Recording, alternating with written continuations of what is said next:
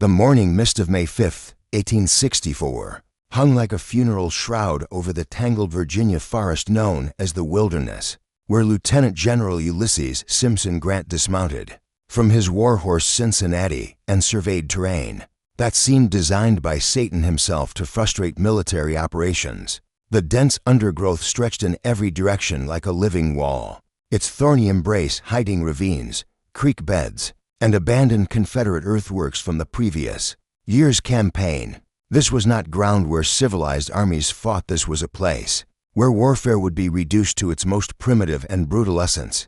Grant's Army of the Potomac, 118,000 strong, had crossed the Rapidan River with the confidence of veterans who had finally found a commander willing to fight rather than maneuver. These were no longer the amateur volunteers who had stumbled through Bull Run 3 years earlier, but hardened professionals who understood that war was a business requiring complete commitment to the destruction of enemy forces. They had marched into the wilderness expecting to pass through quickly, on their way to more favorable ground nearer Richmond.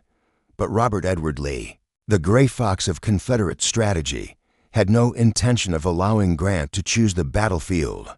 From his headquarters near Orange Courthouse, the Confederate commander had watched Federal movements with the analytical precision that had made him the most feared general in American military history. The Wilderness represented his best chance to negate Union numerical and material superiority by forcing a close-quarters battle where tactical skill might triumph over industrial might. Major General Gouverneur Kemble Warren, commanding the 5th Corps at the head of Grant's advance, felt the weight of responsibility as his lead elements encountered Confederate skirmishers near the old Wilderness Tavern. Warren, a former mathematics professor whose engineering background had made him invaluable during previous campaigns, understood immediately that any engagement in this terrain would become a nightmare of confused fighting where brigade commanders could not see their own regiments and division commanders lost control of their units. Within minutes of contact, the forest itself seemed malevolent, a twisted maze of second-growth timber, thorny undergrowth, and vine-choked clearings where Civil War battlefields had been reclaimed by nature. Visibility was measured in yards rather than miles, making artillery support nearly impossible and reducing cavalry to the role of mounted messengers. This was infantry country of the most unforgiving sort, where individual marksmanship and unit cohesion would matter more than grand strategic concepts. Colonel Emory Upton, commanding a brigade in Warren's corps, had spent the previous evening studying maps that bore little resemblance to the actual terrain. Confronting his New York and Pennsylvania regiments, the neat lines and elevation markers drawn by Army topographers could not capture the claustrophobic reality of fighting in forests so dense that officers lost sight of their own men. Within minutes of deploying, military science, with its emphasis on fields of fire and coordinated movement, seemed almost irrelevant in this green hell. As referenced in Bruce Catton's masterful A Stillness at Appomattox, the Battle of the Wilderness would mark a fundamental shift in Civil War combat, moving from the relatively open engagements of previous years to something approaching jungle warfare. The professional soldiers on both sides would discover that all their West Point training had not prepared them for combat where compasses were more important than cavalry, and individual initiative mattered more than regimental drill. The stage was set for 2 days of fighting that would redefine American warfare and establish patterns that would dominate the conflict's final year. Brigadier General Charles Griffin's division advanced through the underbrush, like blind men feeling their way through a maze, their neat battle lines dissolving. Within minutes, as soldiers struggled to maintain contact with comrades they could hear but not see, the Massachusetts and Pennsylvania veterans who had fought with distinction at Gettysburg found themselves reduced to stumbling through thorny undergrowth, following compass bearings and hoping their officers knew where they were leading them. The first collision between Union and Confederate forces occurred with shocking suddenness near Saunders Field, where Major General Richard Herron Anderson's Confederate division emerged from the forest, like gray phantoms materializing from green shadows. The battle lines that both sides had carefully planned on their maps became meaningless as regiments lost cohesion and companies fragmented into squads. fighting isolated actions against enemies they could barely glimpse through the foliage. Lieutenant Colonel Horace Porter, serving on Grant's staff, described in his memoirs the eerie quality of wilderness combat, where the sound of musketry created a continuous roar, punctuated by the screams of wounded men calling for help from positions their comrades could not locate. Traditional battle management, with its emphasis on visual command and control, broke down completely as brigade commanders lost contact with their regiments, and regimental commanders could not find their companies. Major General John Sedgwick, the beloved Uncle John whose 6th Corps had anchored Union defenses at numerous previous engagements, found his veteran divisions reduced to groping through the forest like children playing blind. Man's Bluff, the open field tactics that had served him well at Antietam and Chancellorsville, were useless in terrain where a regiment could advance 50 yards and vanish completely from the sight of supporting units. Confederate Major General Richard Stoddard Ewell, commanding Lee's 2nd Corps from his position near Locust Grove, was experiencing similar command problems as his divisions attempted to coordinate attacks through forests so dense that staff officers became lost trying to carry messages between units. The tactical flexibility that had made Confederate forces so effective in previous campaigns was negated by terrain that reduced warfare to its most basic elements. The fighting intensified around the Higgerson Farm, where Brigadier General Samuel Crawford's Pennsylvania reserves encountered entrenched Confederates who had been waiting in concealed positions since dawn. The collision was immediate and devastating, with both sides firing into each other at ranges so close that powder burns marked the faces of the dead. This was not the romantic warfare of popular imagination, but something far more primitive and terrifying. Captain Robert Monteith of the 79th New York Infantry watched his company disappear into the underbrush and wondered if he would ever see half his men again. The Irish immigrants who comprised his unit had proven their courage on numerous battlefields, but the wilderness was testing more than bravery. It was challenging their ability to function as a military organization when all the normal reference points of warfare had been stripped away. The Confederate response demonstrated the advantages that defensive positions could provide, even in seemingly impossible terrain. Brigadier General John Brown Gordon's Georgia Brigade had used the pre-dawn hours to construct hasty breastworks from logs and dirt, creating strong points that were nearly invisible until Union attackers stumbled directly into concentrated musket fire delivered at point-blank range. Colonel Lewis Grant, commanding Vermont troops in Getty's division, reported that his regiments were fighting battles they could hear but not see, with companies engaging Confederate forces at distance is measured in yards, while officers attempted to maintain some semblance of tactical control through voice commands and bugle calls that were largely drowned out by the continuous crack of musketry echoing through the forest canopy. By mid-morning, both armies had learned that traditional Civil War tactics were useless in the wilderness, and both sides were adapting to a new form of warfare that emphasized individual initiative over collective maneuver. The acrid smoke of black powder mixed with the choking haze of burning forest as muzzle flashes ignited the tinder-dry underbrush, creating a secondary enemy that threatened both armies with equal malevolence. Major General Winfield Scott Hancock, the superb commander of the 2nd Corps, watched in horror as fires started by musket discharge began consuming wounded soldiers who could not crawl to safety through the dense undergrowth that had become their tomb.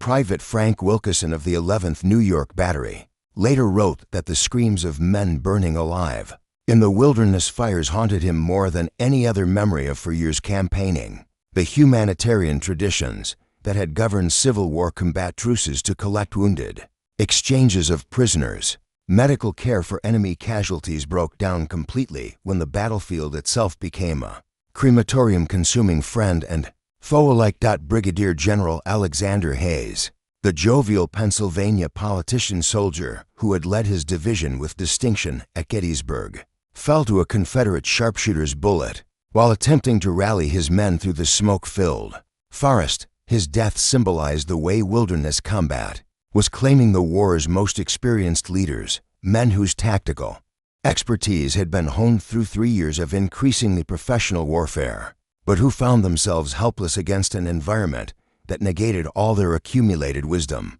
Lee's tactical masterstroke was becoming apparent as the morning wore on. By forcing Grant to fight in the wilderness, the Confederate commander had neutralized every advantage the Union Army possessed, except raw courage. Federal artillery, the great equalizer of previous campaigns, was largely useless in terrain where gun crews could not see their targets.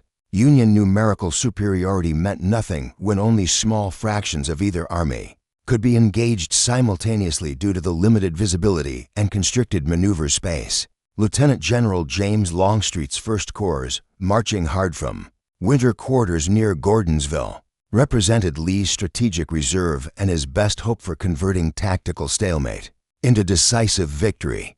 Longstreet, Lee's old war horse, understood better than most Confederate commanders how to coordinate attacks in difficult terrain. Having learned hard lessons during the previous year's campaigning, his veterans were among the most experienced troops in either army. The Union response to deteriorating tactical conditions revealed both the strengths and weaknesses of Grant's command style. Unlike previous Army of the Potomac commanders who had sought to micromanage tactical details, Grant delegated authority to his corps' commanders while focusing on strategic objectives. This approach worked well in open terrain, but created coordination problems in the wilderness, where communication was nearly impossible. Colonel Emory Upton, commanding his New York Brigade with the tactical innovation that would make him famous, attempted to adapt linear tactics to forest fighting by deploying his regiments in deep columns that could maintain cohesion even when visibility was limited to a few yards. His experiments with assault formations would influence infantry tactics for the remainder of the war, but in the wilderness they achieved only limited success against entrenched Confederate positions. The psychological impact of wilderness combat was proving as significant as its tactical effects. Veterans who had weathered Antietam, Chancellorsville, and Gettysburg found themselves unnerved by fighting where they could not see their enemies, could not judge the progress of battle, and could not even locate their own units with certainty. The controlled chaos of previous engagements had given way to something approaching anarchy. As documented in Gordon Rhea's definitive study, The Battle of the Wilderness, May 5th through 6th, 1864, the fighting on May 5th established patterns that would characterize the remainder of the overland campaign.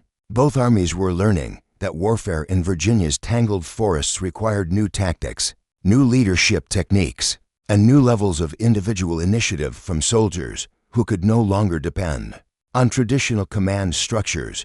The fires continued to spread through the afternoon, creating a hellscape that seemed designed to test the limits of human endurance and military discipline. Major General James Ewell Brown Stewart, the plumed cavalier whose mounted divisions had been the eyes and ears of Lee's army since the war's beginning, found his troopers reduced to fighting on foot through underbrush so thick that horses could not penetrate more than a few yards. The romantic era of cavalry warfare, with its charges and countercharges across open fields, had ended in the thorny embrace of the wilderness, where even Stewart's legendary mobility was negated by terrain that reduced warfare to its most basic infantry elements. Brigadier General John Brown Gordon, commanding a division of veteran Georgians, had discovered a gap in the Union right flank that promised to convert tactical confusion into strategic disaster. Gordon's reconnaissance through the tangled forest had revealed that the Federal Fifth Corps was in the air, military terminology for a flank that was unprotected and vulnerable to envelopment, but exploiting this opportunity required coordination between Confederate units that could barely maintain contact with each other. The arrival of Longstreet's First Corps at midday marked the battle's crisis point, though few participants recognized it at the time. The Confederate reinforcements, marching since before dawn along roads that existed only on maps, had navigated by compass through forest trails that wound between ravines and creek beds. Like a drunken snake, their approach was detected by Union pickets only minutes before they struck Hancock's exposed left flank with the fury of veterans who understood that timing was everything in warfare. Private Carlton McCarthy of the Richmond Howitzers described the surreal experience of fighting artillery duels where gun crews aimed at muzzle flashes glimpsed through forest canopy, rather than visible targets. The scientific gunnery that had characterized Civil War artillery was reduced to guesswork and instinct as battery commanders fired blindly into woods, where they hoped enemy formations might be located. Counter-battery fire became impossible.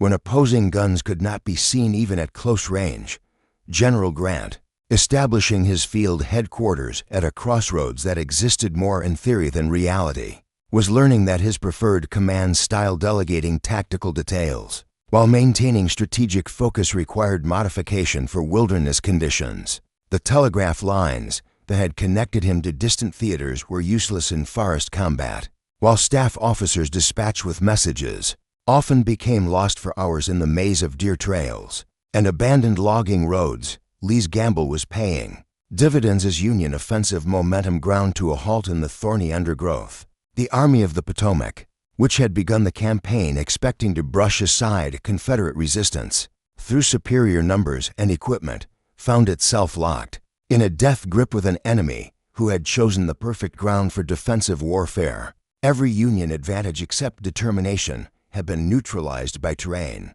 that seemed designed to favor the defender. Colonel Joshua Lawrence Chamberlain, the former Bowdoin College professor whose main regiment had achieved immortality at Gettysburg, struggled to maintain unit cohesion as his men became separated in undergrowth so dense that company commanders could not see their own soldiers. The intellectual approach to warfare that had served him well in previous campaigns proved inadequate for combat where instinct mattered more than military science. The Confederate counterattack reached its climax when Longstreet's veterans struck the Union left flank with coordinated fury that demonstrated professional competence. Despite impossible conditions, the First Corps had maintained tactical cohesion during their approach march through forest that had broken up other units, a testament to 3 years of combat experience and superior leadership at all levels from company to corps command. But the wilderness exacted its price from Confederate leadership as well. General Longstreet felt a friendly fire when his staff officers, returning from reconnaissance through smoke-filled forest, were mistaken for Federal cavalry by nervous Confederate pickets. The loss of Lee's most trusted subordinate at the moment of tactical success symbolized how completely the battle had descended into chaos that claimed leaders and followers with equal indifference. The fighting continued through the afternoon as both armies adapted to conditions that bore no resemblance to anything in their previous experience, learning that modern warfare in primitive conditions required new solutions to old military problems.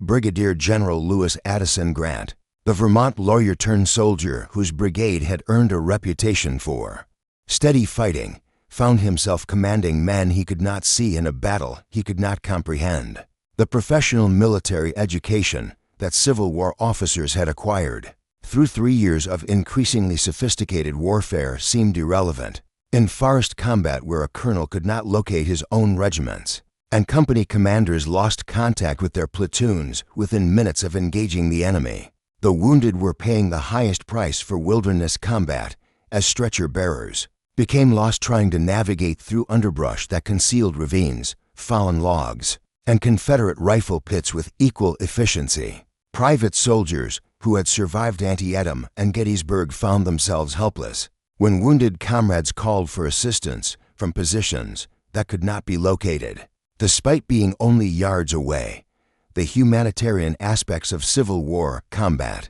were being consumed along with the forest itself. Major General John Sedgwick, whose 6th Corps had been held in reserve during the morning fighting, received orders to advance through terrain that his staff officers described as impassable for organized military operations. Uncle John, beloved by his soldiers for his paternal concern for their welfare, was being asked to commit veteran divisions to combat where traditional military virtues, discipline, coordination, mutual support were being negated by an environment that reduced warfare to individual survival. The fires that had been burning since morning were now consuming acres of forest, creating smoke so thick that noon seemed like twilight, and soldiers stumbled through a landscape that resembled biblical. descriptions of hell more than any earthly battlefield. Wounded men who could not crawl to safety were being burned alive while their comrades, blinded by smoke and engaged in their own desperate struggles, could do nothing to help them. Confederate Major General Richard Anderson, commanding a division that had been decimated during the morning fighting, was attempting to maintain defensive positions with regiments that existed more on paper than in reality. The organizational structures that had held Lee's army together through 3 years of campaigning were breaking down as companies became separated from regiments, and regiments lost contact with brigades in forest combat that resembled nothing so much as gang warfare conducted with military weapons. Colonel Emory Upton, the tactical innovator whose assault formations would revolutionize infantry combat, was discovering that even his experimental techniques required modification for wilderness conditions. The deep columns that had proven effective against Confederate earthworks at Spotsylvania were useless in forest where maintaining formation was impossible, and individual soldiers had to fight their own private battles against enemies they glimpsed only as muzzle flashes in the smoke. Lieutenant Colonel Horace Porter, serving on Grant's staff, noted in his journal that the Battle of the Wilderness was unlike any previous Civil War engagement in its complete breakdown of military organization. Previous battles had been fought by armies. The Wilderness was being contested by individual soldiers who happened to be wearing the same uniform, but who were fighting essentially independent actions against enemies they could barely see. The arrival of Confederate reinforcements under General John Brown Gordon represented Lee's final gamble to convert tactical stalemate into strategic victory. Gordon's Georgia veterans, marching through forest trails that existed only in the memories of local hunters and timber cutters, were attempting to strike the Union right flank at precisely the moment when Federal forces were most vulnerable to envelopment. The success or failure of this maneuver would determine whether the Wilderness became a Confederate victory or merely another bloody stalemate.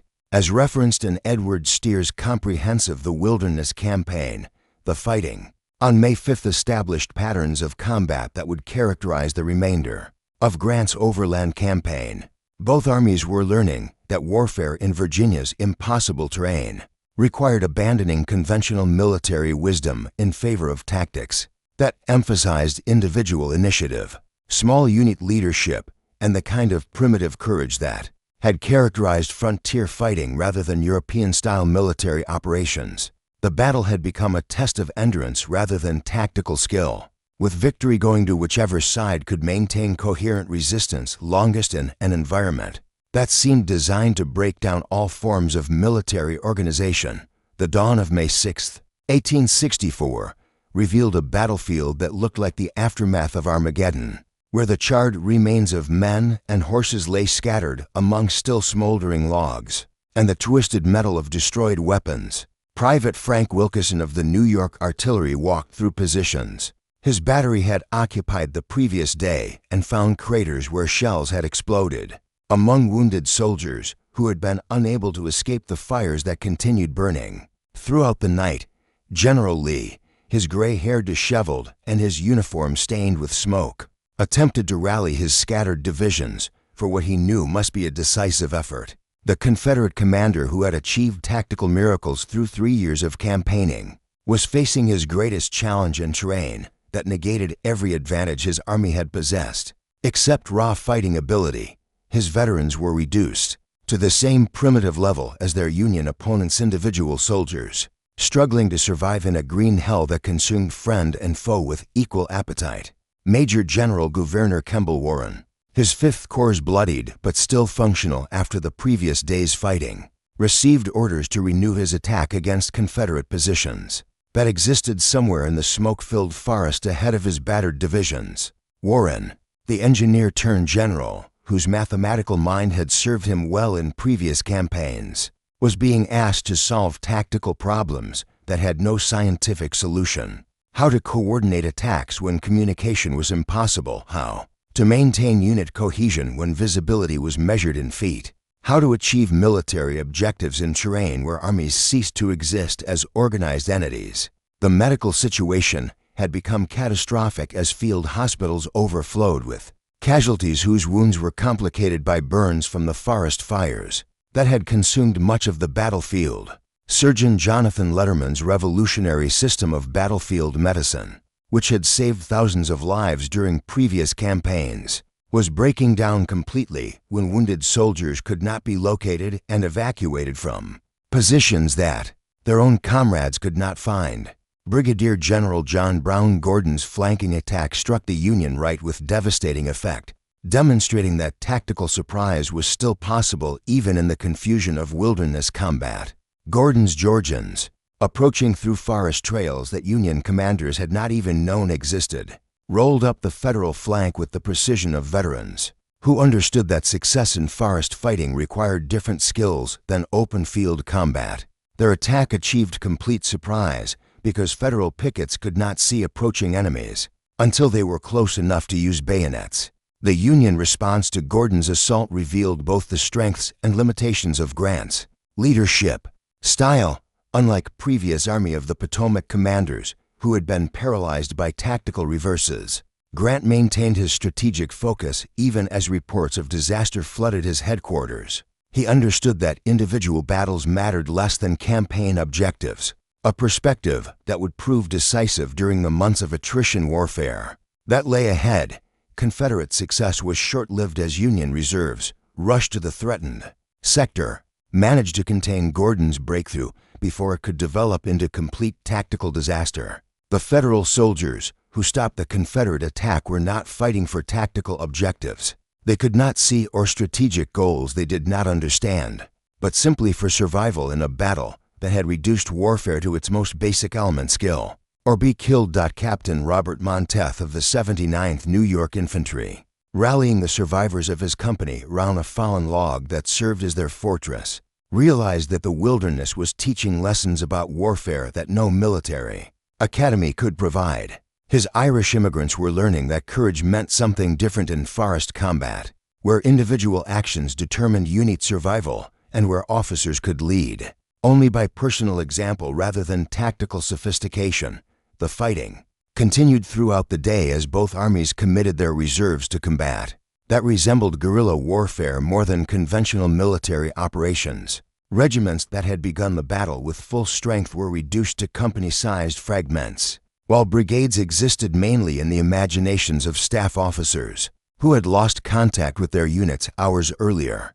As the sun set on May 6th, both armies held essentially the same positions they had occupied 36 hours earlier, but at a cost in human suffering that exceeded anything either side had previously experienced in a single engagement. General Ulysses Simpson Grant sat on a fallen log outside his headquarters tent in the pre-dawn darkness of May 7, 1864, smoking his inevitable cigar and contemplating a decision that would define his generalship and determine the war's ultimate outcome. The reports spread across his field table painted a sobering picture: 17,500 Federal casualties in days of fighting, entire brigades reduced to battalion strength, and a tactical situation that could charitably be described as stalemate. Previous Army of the Potomac commanders had used similar circumstances to justify retreat across the Rapidan River to lick wounds and plan new campaigns for more favorable seasons. But Grant was not previous commanders, and this was not a previous war. The general who had captured Vicksburg and broken Confederate power in the West understood that the wilderness represented something more significant than tactical success or failure. It marked the beginning of a new phase of warfare where strategic persistence mattered more than battlefield brilliance. His decision to continue south toward Spotsylvania Courthouse rather than retreat north toward Washington would signal to both armies that this campaign would end only with the complete destruction of Confederate military power. Robert Edward Lee, conducting his own assessment from Confederate headquarters near the Tapp Farm, was reaching conclusions that filled him with both satisfaction and foreboding. His Army of Northern Virginia had fought Grant's forces to a standstill using terrain and tactical skill to compensate for inferior numbers and equipment.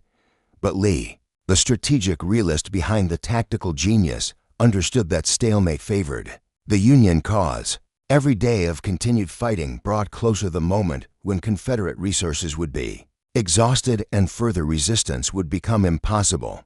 The casualty statistics told a story that both armies were reluctant to acknowledge. The Army of the Potomac had suffered approximately 17,500 killed, wounded, and missing during 2 days of fighting losses that would have crippled federal operations during the war's early years, but which Grant's reinforced army could absorb and continue.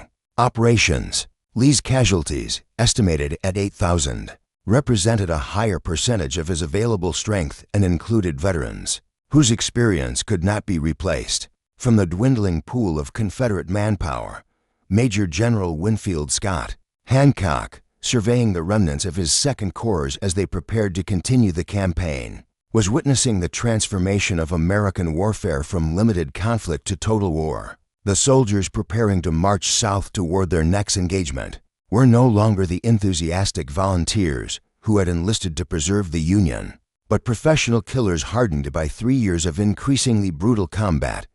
The Wilderness had completed their education in the realities of industrial-age warfare. The tactical lessons of the Wilderness would influence military thinking for generations, though few participants fully understood their significance at the time. The battle had demonstrated that modern weapons and primitive terrain could combine to create combat conditions where traditional military organization broke down completely. Future conflicts would require new approaches to command and control, medical support, and tactical coordination that reflected the realities of warfare in difficult terrain against determined enemies. Private Frank Wilkeson, walking through the still smoking battlefield as his battery prepared to resume the march, later wrote that the Wilderness had taught him more about human nature than 4 years of peacetime observation. He had watched men perform acts of incredible heroism and appalling cowardice, often within minutes of each other, as the extreme stress of forest combat stripped away civilization's veneer to reveal the animal instincts that lay beneath social convention. The strategic implications of the Wilderness battle extended far beyond Virginia's tangled forests. Grant's decision to continue offensive operations despite tactical setbacks marked the beginning of sustained pressure that would eventually exhaust Confederate resources and morale. As documented in Bruce Catton's Grant Takes Command, the Wilderness represented the moment when Union strategy shifted from seeking decisive battle to accepting attritional warfare as the price of ultimate victory. Lee's tactical success in the Wilderness would prove to be strategically meaningless, as his army's ability to inflict casualties on federal forces was ultimately less important than Grant's determination to continue fighting regardless of losses. The Confederate commander who had achieved miraculous victories through tactical brilliance was facing an opponent who understood that strategic persistence could triumph over tactical genius when supported by superior resources and industrial capacity. The Battle of the Wilderness had indeed marked a new phase of War I, where the side with greater endurance rather than superior tactics would ultimately prevail. The armies that marched away from the burning forest were entering a campaign of attrition that would continue until one side's will to resist was completely broken. Grant had chosen to make the Civil War a contest of national endurance, and the Wilderness had provided the first demonstration that the Union possessed both the resources and determination to win such a contest. The bloody struggle in Virginia's forests had shown America the face of total war, and that face would haunt the nation until the conflict's end.